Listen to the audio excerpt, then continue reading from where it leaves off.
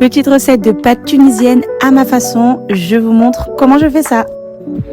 On est parti du coup pour la recette, une recette très simple. Donc là, dans mon cookéo, j'ajoute un bon filet d'huile d'olive, pour pas dire la moitié d'un verre. J'ajoute aussi mes 2 piments que je vais venir frire.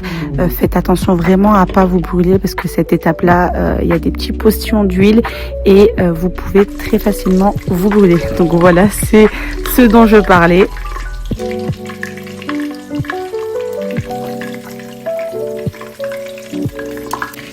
Donc là, je les retire délicatement, histoire de ne pas se brûler.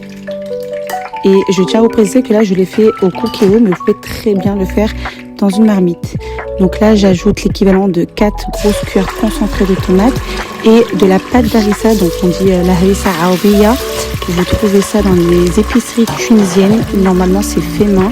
Ce n'est pas de la harissa, c'est vraiment de la pâte d'harissa. Là, j'ajoute mon poulet que je viens de déposer tout doucement pour éviter de me brûler. Donc je fais bien revenir le poulet avec le concentré de tomate pour enlever l'acidité. Donc il faut bien compter 10 minutes avant de recouvrir d'eau et de faire cuire. Donc là, j'ajoute ensuite l'ail avec les feuilles de laurier et je laisse revenir.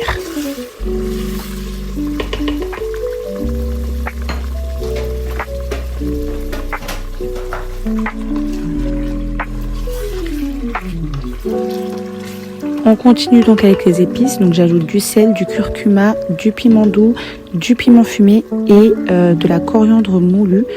Pour le piment fumé, il me semble que vous pouvez en trouver dans les épiceries orientales. Donc là, je remue et je laisse encore revenir quelques minutes. Je recouvre du coup avec de l'eau chaude à hauteur du poulet. Je remue une dernière fois et c'est parti pour 20 minutes de cuisson au cookéo. Si vous le faites à la marmite, c'est parti pour 40 minutes de cuisson. En attendant la cuisson de mon poulet, je vais venir faire cuire mes pâtes. Le poulet est prêt. Comme vous le voyez dans la vidéo, l'huile est remontée à la surface. Ça veut dire que la sauce est prête.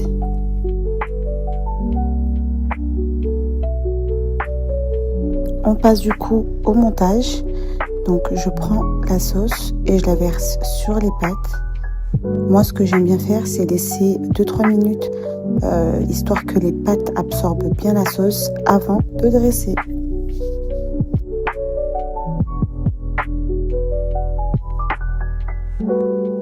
Là je passe au dressage.